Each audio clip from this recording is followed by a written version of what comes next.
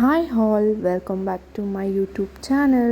ಇವತ್ತು ನನ್ನ husband back to Bangalore ಅಂತ ಬ್ಯಾಂಗ್ಳೂರಿಗೆ ಹೊರಟರು.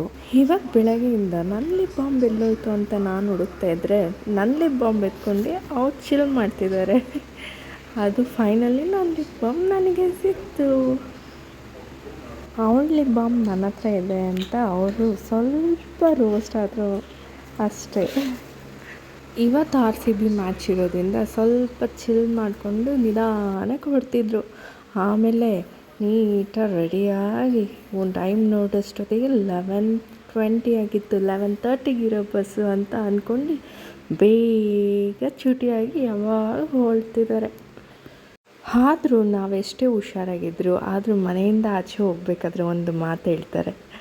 ಅದೇನೆಂದರೆ, ಹುಷಾರಾಗಿರು, ಮನೆ ನೀಟಲ್ಲಿ ಲಾಕ್ ಮಾಡ್ಕೋ, ಟೈಮಿಗೆ ಕರೆಕ್ಟಾಗಿ ಊಟ ಮಾಡ್ಕೋ, ಮಕ್ಕಳು ಹುಷಾರು ಅಂತ ಹೇಳೋಗ್ತಾರಲ್ಲ, ಅದು ವೆರಿ ಇಂಪಾರ್ಟೆಂಟ್.